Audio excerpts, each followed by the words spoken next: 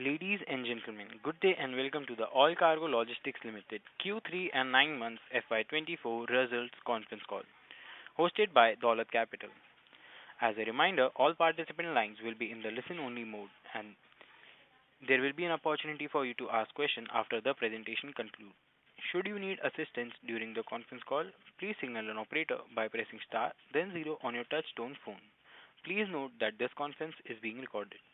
I now hand the conference over to Mr. Himesh Desai from Dolat Capital. Thank you, and over to you, sir.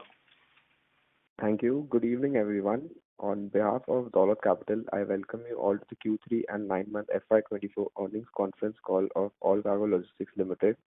We are pleased to have with us the management team represented by Mr. Ravi Chakar, Group Chief Strategy Officer, Mr. Deepal Shah, Group Chief Financial Officer, and Mr. Sanjay Punjabi, Investor Relations for Allcargo Logistics Limited. We will have the opening remarks from the management, followed by a question and answer session. Thank you, and over to you, sir. Yeah, thank you. Good afternoon, everyone, and thank you for joining us for the quarterly earnings call. I would take you through some of the business highlights and the macroeconomic environment, and then hand over the line to my colleague Deepal to take you through the financial highlights. As you are aware, during the quarter ending December, we also announced the scheme of restructuring, which is currently under implementation, and we already filed a scheme with the exchanges, and the scheme is being pursued. Just to reiterate, under the scheme, the international supply chain business would get demerged into Allcargo AQ, and the remaining business of express and contract logistics, which currently is under multiple step-down subsidiaries, would all consolidate into Allcargo Logistics directly, thereby creating a very simple operating structure which will aid the management efficiency and provide for better financial flexibility, thereby creating platform for better growth across both the businesses. Coming to the macroeconomic environment on the international supply chain side, on one hand, from a global trade perspective, we have seen continued subdued demand. It is linked with the inflationary pressures in the Western economies, and the expectation is that with the interest rates and the federal rates likely to remain elevated for another couple of months, we see them not going up and perhaps stepping down during the later half of the calendar year 2024, which would lead to increased demand in combination with reduced inflation. Basically, that should translate into increased global trade in the second half of 2024, and therefore we estimate that 2024 second half, which is July to December, we should expect better volumes in the international supply chain business. In the near term, we have observed that Red Sea crisis has eliminated some bit of capacity on the shipping trade lanes, thereby somewhat balancing the excess capacity, which was on account of lower market demand. And as an outcome of that, we have seen an escalation in freight rates. However, given the overall subdued economic environment, there has also been a marginal negative impact on the volumes, and therefore the overall impact is marginally positive, not much, which we expect to see in the first half of the year as well. At the company specific level, we have endeavored to reduce cost, and this initiative started with planning around August, and subsequently we have made certain decisions to bring down cost by way of outsourcing some of the operations from high cost countries to low cost countries, eliminating certain positions by way of digitization and bringing in other efficiency measures. And all these initiatives are bringing in substantial cost improvements. We believe that a significant part of these costs benefits will start accruing from January. However, if you look at the quarter from January to March, there would also be a severance cost, as many of these countries, as we terminate employment contracts, depending on the longevity, require significant payouts to be made. So overall, in the Jan to March quarter, we may still see a negative impact of the severance as compared to the cost reduction. However, with all of that completed by February and with some bit by March, from April onwards, we believe that on account of cost reduction, the profitability should improve. In terms of the business volumes and the resulting gross profits, we have seen over the last couple of quarters, the profits have bottomed out, and sequentially they have remained more or less flat in the international supply chain business. and from April quarter onwards, initially on account of cost reduction and subsequently on account of renewed demand in global trade, we expect the profits to improve going forward. On the domestic side, economic environment remains strong, and on the contract logistics business, we have a healthy pipeline which gives us visibility that we should continue to see a good growth in the contract logistics business. On the express logistics business, while we have increased the volume, the mix of product segments has resulted in lower yield, and thereby revenue has not grown in line with the volume, creating an impact which has been negative on the bottom line, with investments on people and expanded warehousing infrastructure capacities to handle higher volume, which we have been forecasting and, like I mentioned, have also been achieved. Detailed commentary on Gati business has also been shared separately in the Allcargo Gati call, considering the business is separately listed. Therefore, we tend to keep limited commentary on the Gati business in the Allcargo call. But these are the broad highlights in terms of how the business is performing. I would request my colleague Deepal to take you through financial highlights, and subsequent to that, we'll be happy to take your questions. Thank you. Over to you, Deepal. Thank you, Ravi. Good evening, everyone. I will now discuss the performance for the quarter ended December 23. On the consolidated basis, for Q3 FY24, our revenue stood at 3,212 crores as compared to 3,307 crores for the previous quarter, representing a marginal decline of 3%. EBITDA for the same period stood at 111 crores as compared to 118 crores, a 6% decline. And profit after tax, more or less, was similar to the previous quarter, which is at 17 crores as against the 16 crores for Q2 of FY24. The depreciation amount for Q3 is higher as compared to the similar quarter previous year. That is primarily on account of the completion of the balance shares acquisition of ASCPL, which is the contract logistics business, and this increase on account of amortization charge on the intangibles recorded and depreciation on the leased assets. Exceptional gain during the quarter is on account of reversal of corporate guarantee given by Allcargo Gati, subsidiary of Allcargo Logistics, on behalf of GI Hydro Private Limited. Our balance sheet remains healthy. Our net debt stands at 214 crores as the consolidated net debt as of December 23. Now moving on to the segment results, I will start by discussing the performance of the international supply chain segment. The demand scenario looks bleak, like Ravi explained, in the midst of a tough economic and geopolitical environment. However, economics expect a revival in the second half of the 2024.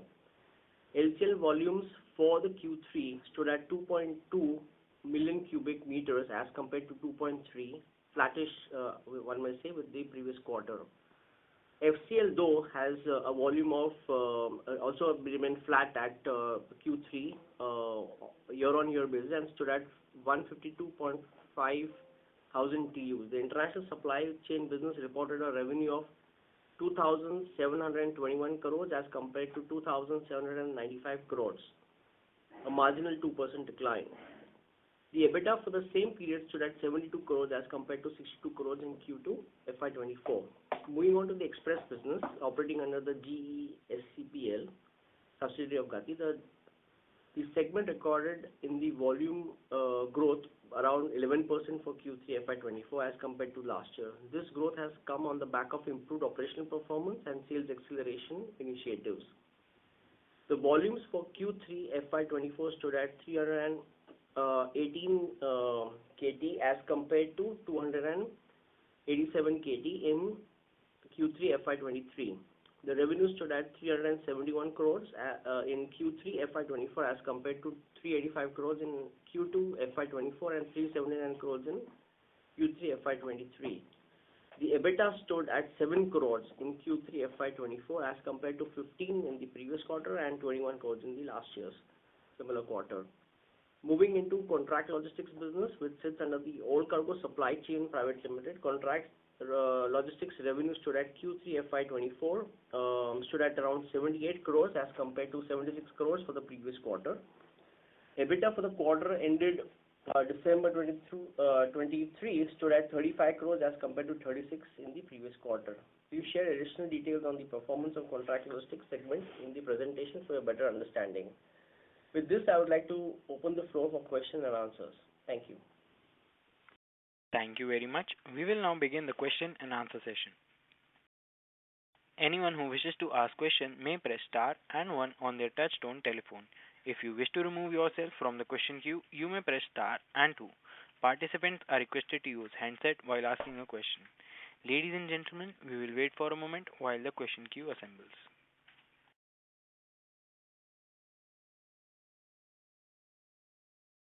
We have our first question from the line of Radha from B&K Securities. Please go ahead. Hi, sir. Thank you for the opportunity. So I wanted to understand, considering the current freight rates and the severance pay that is expected to come in next quarter, so what is the expected EBIT per TEU for next quarter? We do not share quarterly or annual forward-looking guidance. However, as I mentioned, severance cost should be a one-off cost, so I don't think it would be appropriate to look at that in the analysis of EBIT per TEU. Also, like we have spoken in the past, we have two segments of business, and over last 18 months, we have, or maybe now 24 months, we have been reporting the LCL and the FCL volumes separately, and therefore, for LCL business, it makes sense to look at the CVM as a volume benchmark, and for FCL business as a TEU. And in terms of the EBIT numbers, they are driven by gross profit and SG&A costs, whereby, as I mentioned, if you look at the FY25 as a whole year, we estimate the SG&A cost would not go up on account of various cost reduction initiatives that have been taken, and therefore, despite all the investments, inflation increases, etc., the overall cost would remain similar or lower, and therefore, as the gross profit comes back on account of improved volumes and improved margins on the back of better utilization, etc., we would expect the EBIT margins to expand as well. But I cannot share any specific guidance per se. Okay, sir. So how much are you expecting the severance cost to be? I cannot share specific numbers on that, but as we report the numbers, we'll be happy to give breakdown of what are the one-off costs in the quarter that follows. Okay. Could you, so if I just understood it correctly, the SG&A cost we are expecting for FY25 to be same as FY24, despite the increase in volumes that we are expecting from 1Q FY25 onwards. Yeah, so SG&A costs in the normal course of events would have increased on account of inflationary increases, plus new employees added during the year, plus investments into some new initiatives.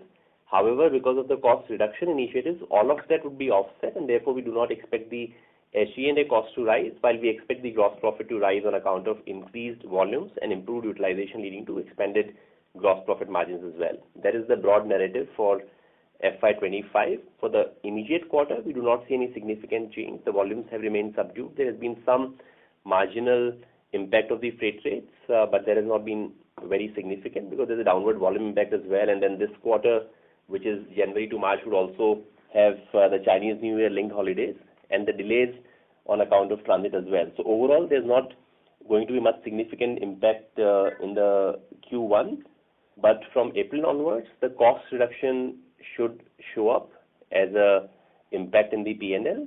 And in the second half of calendar year 2024, which is July to December, we also expect the volumes to rebound. A combination of all of these things should lead to improved profitability in the international supply chain business. So just wanted to understand any ballpark number also, if you can give, or just an estimate as to how big this severance cost is expected to be, or will it be around 20 to 30 crores? Is that a correct way to look at it, or would it be higher than that? No, it won't be that high a number, but I cannot share more specific details than that. We're not looking at that higher number. And so secondly, we are saying that that volumes are expected to pick up from second half of FY24. So are we expecting any kind of customer additions? Second half of calendar year 24, that is what I said. And this I'm talking about the industry. In terms of as a company, we have already been, so the volumes actually, if you see, globally, the market has shrunk for the LCL industry over the last 12 months or so. However, our volumes have remained flat. So we have maintained almost flat volumes by launching new trade lanes and by gaining marginal market share as well in some key countries on back of such initiatives. So as we move forward, we are expecting industry headwinds to recede and the market as an overall to see improvement in volumes, and that would naturally benefit the company as well. Our growth rates would always be at par or better than market growth rates as we have maintained in the last several years and continue to remain confident about that. And so in that improvement in volume expectations that we have, what are the key user industries wherein we are expecting a good improvement? And if you could give a breakup of the user industries on a broad basis that we are catering to. So we carry 15% of the global neutral LCL consolidation trade, capturing 2,500 trade lanes across 180 countries. I'm just trying to give a perspective that we truly represent the global trade. So all the commodities which get carried in the LCL trade would have a almost homogeneous distribution representing global trade. So it's not dependent on any specific sectors or even trade lanes per se, because we have strong presence on almost all the key trade lanes, whether it is out of Asia, into Europe, into US or intra-Asian trade. We have significant presence in all the key trade lanes across the world. There's no reliance on any specific sectors or segments per se. And so how much is e-commerce demand? So e-commerce is one of the contributors to LCL trade. However, from our perspective, we work with forwarders who are our customers, and we operate like, to put it simply, like an Uber of shipping, where we do not own the shipping vessels, but we operate like a shipping line, operating these trade lanes. And in this asset-light business model, forwarders are our customers, and many a time these forwarders carry loads for small and medium businesses, which includes cross-border e-commerce opportunities as well, wherein there could be shipments moving in from, say, a factory in China to some of these warehouses in North America for the end shipment to e-commerce consumers. But our participation in that is the B2B part of it, which is pickup and delivery from a warehouse and pickup from a warehouse and delivery into a warehouse across the border. But e-commerce and emergence of small and medium businesses are two key drivers of LCL growth, which is why if you look at barring last 12 months, which have been a bit different, in general, LCL trade has been growing at 2x the rate of global container trade growth. So while the container trade growth has been historically about 3% over the last several years, LCL growth globally was about 6%. And e-commerce, like I said, is one of the key drivers to that. Okay, sir. Thanks and all the best. Thank you. Thank you. A reminder to all participants, you may press star and 1 to ask questions. We have our next question from the line of Payal Shah from Billion Securities. Please go ahead. Hi, sir. Thank you so much for the opportunity. I have questions on SCL. So I just wanted to understand our performance in various sectors we are present in, like chemicals or auto or e-commerce. If you could please highlight something on it. So you're talking about the contract logistics business. I would say So across all these sectors, we have had stable performance. And in terms of chemical, as you know, that is the biggest segment, which has historically been a much more dominating segment, and therefore we would see more customers being added in the auto and the e-commerce segments, and therefore the revenue growth would continue to be more on the e-commerce and auto categories and some new categories as well as compared to chemical. Purely on account of chemical, we are already a market leader in a established segment, but the e-commerce, auto, and the new segments offer much bigger opportunity. So therefore, you will continue to see the segmental enhancement in these two sectors. So that's the broad narrative on growth coming in from various sectors. Okay, so what are the sustainable margins for this business? So in this business, we have seen steady performance over last several years, and we believe that the margins should continue to be range-bound in the similar range as we see today. We have invested in certain amount of white space for the purpose of planning, growth, so that we have ready warehouse space available. And at the same time, so that means that has a negative impact on the margin. We have also invested in people capacity, which also means that there's a negative impact on the margin. So as we grow, the white space as an absolute number would remain constant, but as a percentage it would reduce, which means that your white space cost will go down. There should be an operating leverage as well. So these are the two positive factors towards the EBIT margins. However, at the same time, we also need to recognize that historically chemical was a much higher percentage of our total business, and chemical, by nature of being a very niche business, has higher margins. So as the share of chemical goes down, that would have a negative impact on the EBIT margins, while operating leverage, reduction in white space as a percentage of total revenue would have a positive impact. So overall, we expect the margins to remain range-bound, not much significantly different. And our EBIT margin, which is currently, in the range of about 12 to 14%, would remain broadly in that range in this business. And this is, I'm saying, EBIT margins. Yeah, EBIT margins 12 to 14%. Okay, that's quite helpful, sir. My last question is following up on my above questions. Are we tapping any new sectors? Again, what are our plans to scale this business? And it would be helpful to get some outlook on the business.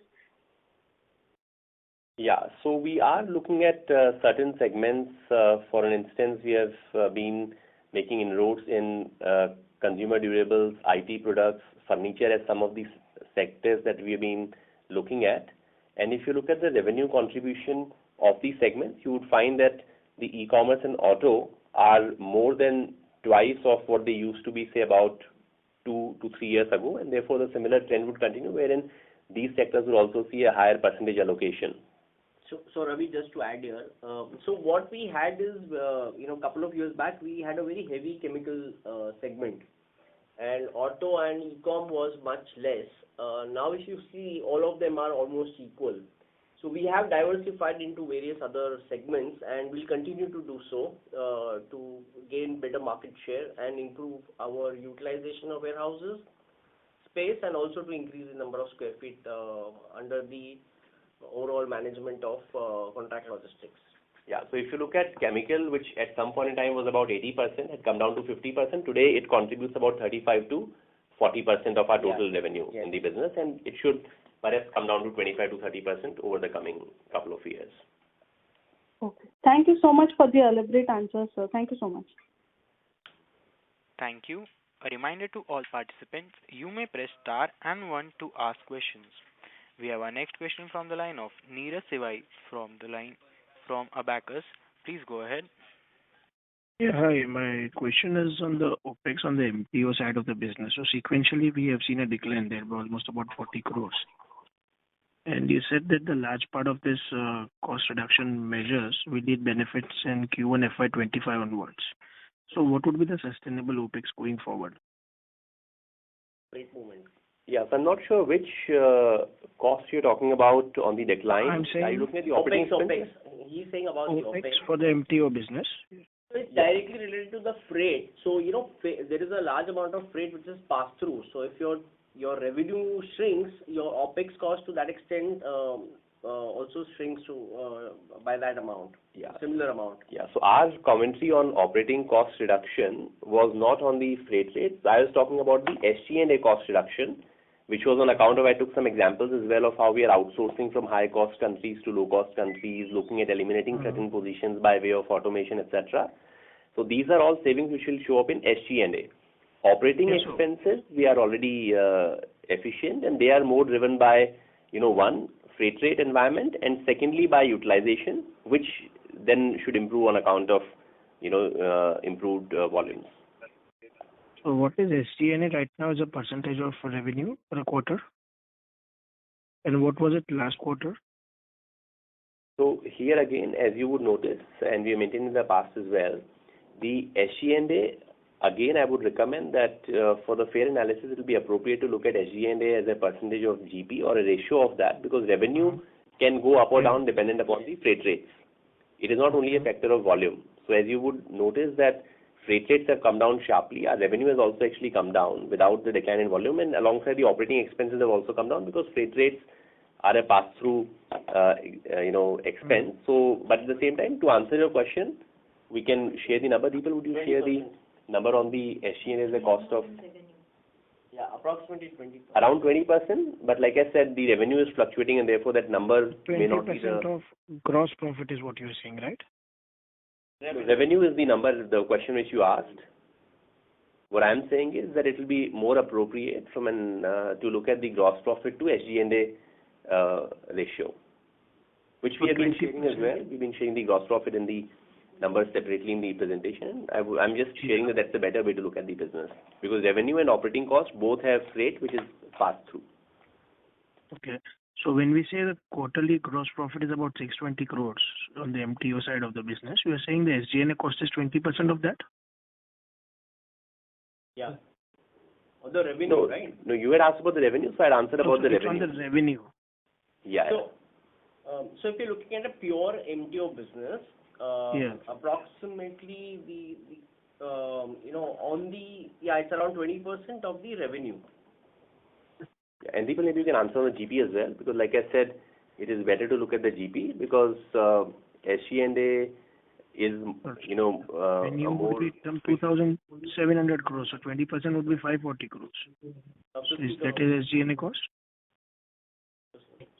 Yes, 50% of the GP is SG&A cost. 50% of the GP. And what was his last quarter? Just trying to understand the quantum. This is YTD for 9 months approximately. Okay. So, what has been the quantum of decline if we see on a QOQ basis on the SG&A side? So, like I was mentioning, we have started taking the initiative on the month of August with positions being identified. There is typically a 3 to 6 months notice period depending upon the country and tenure and the local laws, and therefore most of the terminations would happen. Some have happened in the month of between mid-November and November to December, but most of them would be between January to March. And in the quarter ending December, while there could have been marginal savings on account of reduced SG&A in December, they have also been offset by some of the severance cost. In January to March, we believe that there could be a negative impact of severance cost. For the purpose of SG&A on a steady basis, it would be from 1st April that one would see the actual numbers. And for the quarter of January to March, we would provide at the time of results what is the actual expenses incurred during the quarter and what are the one-off severance expenses. So it will be a fair comparison of SG&A costs for the October to December quarter and January to March quarter. Okay. So as per our assumptions, any number, if you can just highlight what would be the kind of SG&A going forward? I mean, assuming about 20 or 50% of your gross profit is around about 300 odd crores for the current quarter. So how do we see this Q1 FY25 onwards? So like I was mentioning before, we would be most certainly able to offset any increase which happens on account of, inflationary increases, investment into new people, capabilities, products, etc. All of that will be taken care of. So SG&A costs will be similar or lower despite all these increases, and therefore what it means is that the expansion in GP would straight away pass through to the bottom line. In a normal situation, if there was no cost reduction, you would typically find that remunerations and the admin costs on account of escalations, etc., would typically go up every year. Also, you have people who join during the course of the year, and therefore the costs go up for the entire year. So all of those the increase in the cost would be offset by the cost reduction initiatives, and we expect the cost to be same or lower despite all of that, which means that the entire increase in gross profit would be carried down to the bottom line. That's the broad narrative we can share at this point in time. So would it be safe to assume that About 310 odd crores is what the SG&A cost this quarter is. This will continue to be similar or maybe lower, but would not increase next year. Yeah. So the current ongoing quarterly rate of SG&A would continue or be marginally lower, while the gross profit is likely to grow in the second half of the year on the back of improved volumes and expectations on improved gross margins as well. Okay. And initially, we had highlighted after the China New Year, we'll see some upward trend in global trade. So the demand still continues to be sluggish, or you have seen any revival, at least in the foreseeable future?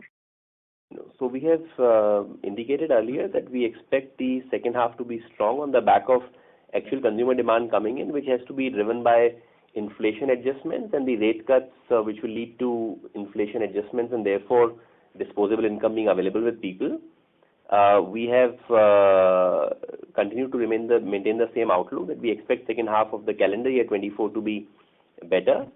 Currently, the environment remains subdued. The Red Sea crisis has increased the freight rates for several trade lanes, which has led to slightly higher freight rates, but at the same time, slightly negative impact on the volumes as well. So as a trade-off, it has not had any significant impact. As the Chinese New Year comes to an end, there should be some pickup in volume, but we do not see any undercurrents of significant pickup, and therefore we continue to maintain that the pickup is more likely in the second half of calendar year 2024. Right. And we maintain a guidance which we had for FY26 or any revision in that? For FY26, we would come back with some guidance as we complete the 3-year business plan, etc. But at this point in time, there is no standing guidance for FY26. All right. That's it, Robert. Thank you. Thank you so much. Thank you, sir. A reminder to all participants, you may press star and 1 to ask questions. We have our next question from the line of Mr. Jay from Dolat Capital. Please go ahead. Good evening, sir. Thanks for the opportunity. So my first question will be, you have a higher market share in the Nordic region and a few European countries. How much of an impact has the Red Sea crisis been on that business, and when do you expect the inflated freight rate to stabilize? Yeah. So we have higher market share in several Asian countries, including India and Southeast Asia, as well as in Western Europe and Northern Europe. What we have seen is that Western Europe in particular, as well as Northern Europe to some extent, has been going through the weakest economic environment globally, and the maximum impact on volumes has been in that part of the world. And that had led to significant capacity being available on the trade lanes from Asia to those countries, and therefore it was a double impact of reduced revenues as well as reduced volume. However, the Red Sea crisis has led to an increase in freight rates. However, there has been no impact on the demand per se. So what we have noticed is that there has been marginal improvement on the revenue side with some degree of impact on the overall profitability as well, but not significant. The volumes remain subdued in that part of the world, and in fact, that has been one of the key reasons for continued subdued performance for the company, as Europe in particular has not been contributing significantly to the profits. So we have not seen any significant impact of the Red Sea crisis on those trade lanes, to answer your question specifically. Sure, sir. Thanks for the detailed explanation. Sir, I have another question. So what are your future CapEx plan, and what specific area or purpose you plan to fund them primarily? Yeah. So we have currently been looking at pockets of growth in geographies where we have relatively shallow presence. There are opportunities in Latin American market, for an instance, where we expect to consolidate our presence and enhance our volumes. It includes the market of Brazil, wherein we have made some management changes as well to drive growth. There are similar opportunities in other sections of other countries of Latin America, such as Colombia, Ecuador, Peru, and Chile. These are also the countries where we have relatively lower market share. We also lack penetration on the door, and we also have fewer products in terms of, for instance, FCL product is quite weak in this area, and LCL also we do not have market share like we have in other places. For an instance, in Brazil, we would currently be number 4, not even among the top 3 LCL consolidators, and the aspiration is to gain market leadership in the coming years. So Latin America is one key geography where we will be focused on for growth. Besides that, we also see significant opportunities to go deeper in China. China is a highly fragmented market, and while we are currently the second largest in China already, but our market share is still close to 9 to 10%, and we see an opportunity for that to be increased by going deeper into Chinese market. The third opportunity for us is actually in terms of turnaround of key countries, where on account of various issues we have been running significant losses. These 2 big countries are US and Germany, which have been making negative contributions to our P&L, and we believe that during the coming months we should be able to arrest the losses, and as they come to the break-even on a consolidated basis, there should be a positive impact on the profitability. So these are some of the key drivers as we see for driving growth and profitability in the company in the coming year 2024. Sure, sir. Thank you. Thanks a lot for the another detailed explanation. Yep, that's it from my side. All the best. Thank you, sir. We have our next question from the line of Jia Shah from Well Securities. Please go ahead. Sir, I have 2 questions. One is on the ISV business. The demand scenario seems muted. When do you foresee the demand to recover and the trade to come back to normalcy? Or should we see this as the new normal? So freight rates are normal. I would rather say because of the recent Red Sea crisis, they have rather shot up and they might become slightly softer again. But that is going to have a limited impact on the consumer demand and the world trade. Like I mentioned before, we expect the demand to be back from second half. It is a function of consumer demand linked to inflation and economic environment, which based on the various forecasts that we see from leading economists on the decisions around interest rates and inflation across the world, we expect the second half of 2024, which is July to December, to see recovery in demand. Okay. So another question that I have is that if you can highlight on the region-wise performance, or rather how your trade lanes have performed. Are you seeing any recovery from any specific region and sensing slowdown in some other region? Like just some outlook on that. Yeah, so like I mentioned, we have noticed that in the year gone by, there was lesser trade out of China and APAC, and we believe the region would bounce back this year. I was just mentioning about the profitability scenario in US and Germany, which should see a turnaround, and our focus on Latin America would drive growth for us there. Western Europe has remained weak, and we do not see significant improvement in the near future on the Western and Northern Europe. So that is likely to remain flat. So that's where we see in terms of specific regions. Okay, all right. Thank you. That was helpful. Thank you. We have our next question from the line of Ravi Shah from Opal Securities. Please go ahead. Hi, sir. Am I audible? Yes, we can hear you loud and clear. Thank you, sir. So actually I have 2 questions. The first one will be on the international supply chain. So we have been seeing some volatility in terms of margin as well as realization. So could you share some outlook regarding the same and where the business is headed in terms of profitability as well? Sorry, I did not understand the first part of your question clearly. You're asking for an outlook on the international supply chain business. Yeah, it's seeing some volatility recently in terms of margins and realizations. So just wanted to know your outlook for the same. Yeah, so like I mentioned, we have seen the decline in margins, which have now bottomed out over the last 2 quarters, remaining almost similar on account of the subdued trade demand, and we expect the trade demand to bounce back from in the second half of the year. But before that, we also expect the cost initiatives to also aid on the profitability in the quarter of April to June. So that's the broad commentary like I mentioned before. That's how we see the performance. Understood, sir. Thank you for a detailed answer. So my next question would be, we are witnessing some improvement on the EBIT to TEU ratio. And in the presentation also, you talked about cost-cutting efforts. So can you highlight the measures that you have taken to get to this improved operational efficiency? So like I was mentioning, the majority of initiatives are focused on people cost, driven by outsourcing from high-cost countries to low-cost countries. For an example, moving payroll from US to Mexico, and by way of eliminating positions through automation and technology and reorganization of the overall management structure. Some of these initiatives have helped us identify redundancies and eliminate costs. Understood, sir. Thank you so much and all the best. Thank you. Thank you, sir. We have our next question from the line of Shaili Jain from Dolat Capital. Please go ahead. Hi, sir. Thank you for the opportunity. On the contract logistics business, the share of e-commerce is increasing, which in turn has led to margin improvement. So what would be the ideal margin levels going on forward, and are these sustainable?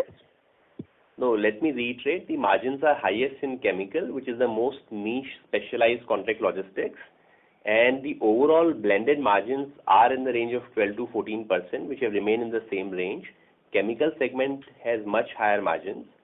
However, chemical segment, which used to be 80% of the business at some point in time, is now already down to about 30% of the business, about 35% of the business. And we believe that this 35-40% might come down to about 25% in the coming couple of years, and therefore e-commerce and auto and other segments would grow. So therefore the margin would remain broadly range bound in the 12 to 14%. Okay, thank you, sir. And what is the distribution of your revenue share among LCL and FCL? So on the LCL and FCL, like we mentioned, we as a company operate more on the gross profit because revenue has an ocean freight cost which is more passed through. On the gross profit, which is the a number to look at from a top line perspective, approximately 65-70% comes from LCL and around 30% comes from FCL. Okay, sure, sir. Thank you so much. Thank you. We have a follow-up question from the line of Nirav from Abacus. Please go ahead. Hi, my question is regarding this US and German markets. Now, you said they have been contributing negatively. So what would be the quantum if you were to see in terms of volume which comes from this market, or in terms of gross margin, what would it be contributing? So volumes are obviously positive and gross margins are also positive. The impact is on the SG&A cost, which put together has led to a negative number because these are both high-cost operating countries, and we expect the business to rebound in these two countries. And also, there have been, so when I was talking about the SG&A cost reduction, there are more sharper focus on these two countries, and therefore they should see coming back to being profitable or break even in the coming months, and therefore that would have a positive impact. I was just trying to understand how much does it contribute to overall volumes, and at gross margin level, what is the contribution from this two geographies? We would not be able to share country-specific details on this. In this Western Europe, you expect it will continue to be challenging. You don't see a revival there. In the next 3 to 6 months, we don't see any changes. However, the expectation, what we read into the economic forecast, is that the interest rates are not likely to rise, and perhaps in the coming 2-3 months they may start coming down, which might revive the consumer demand. So therefore, second half of 24, we believe, should be good globally in terms of the consumer demand, and of course then Western and Northern Europe should also bounce back. But it has been most severely impacted amongst all geographies. So US and Germany you feel will turn positive, but this would rather take some more time to contribute positively at EBITDA level. Yeah, that is right. All right, thank you. Thank you, sir. We have our next question from the line of Rajvi Shah from Bright Securities. Please go ahead. Hi, thank you for the opportunity. I just had few questions on the Gati front. Can you share some broad outlook on the future of this entity? Yeah, so we can share the broad outlook. In Gati, we have been focused on 3 or 4 key initiatives.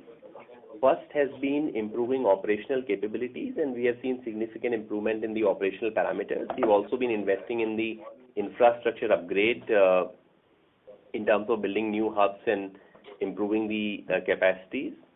And all these improvements in operational capacities should allow us to expand the market share.